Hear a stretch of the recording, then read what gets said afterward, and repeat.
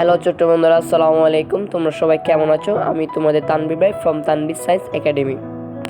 তোমাদের জন্য আমি একটা নতুন ভিডিও নিয়ে আসি, যেখানে আমরা ক্লাস 3 এ যারা উঠেছো, মানে নতুন পরীক্ষা দিবে এখন, তাদের জন্য ক্লাস 3 এর সায়েন্সের পুরা চ্যাপ্টার যেগুলো আছে, সেই চ্যাপ্টারগুলো থেকে আমরা কিছু প্রশ্ন করেছি।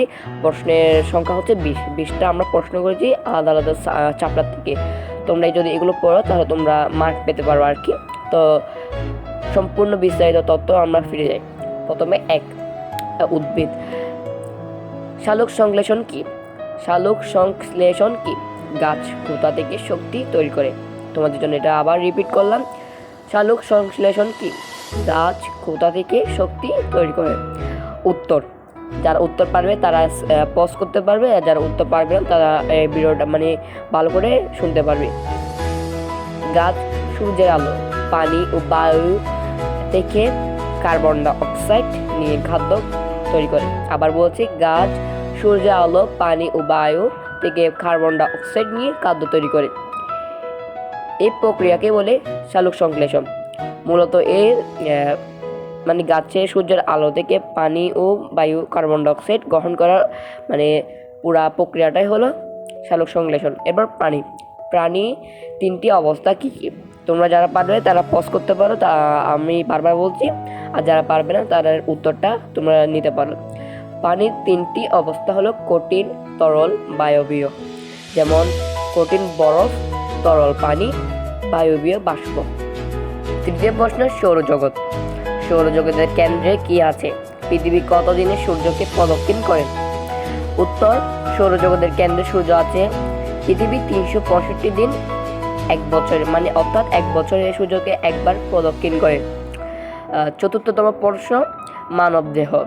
আমরা কোন গ্যাস শ্বসনের সাথে গ্রহণ করি এবং কোন গ্যাস ছাড়ি?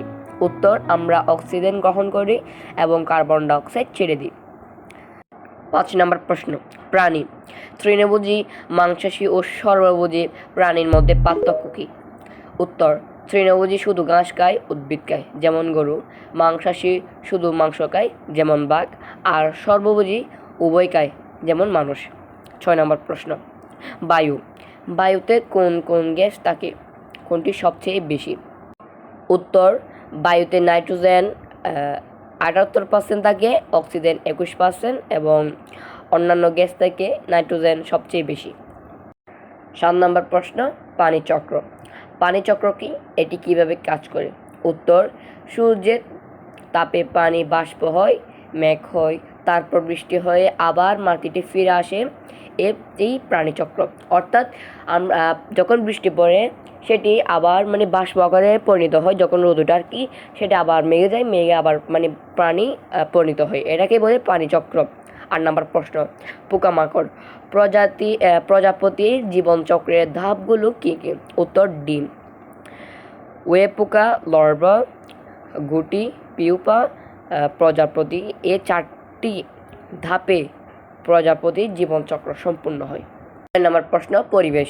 পরিবেশ দূষণ কি? কিভাবে আমরা পরিবেশ রক্ষা করতে পারি? উত্তর, বায়ু, পানি ও মাটি ক্ষতিকর পদার্থে নষ্ট হওয়াকেই দূষণ বলে।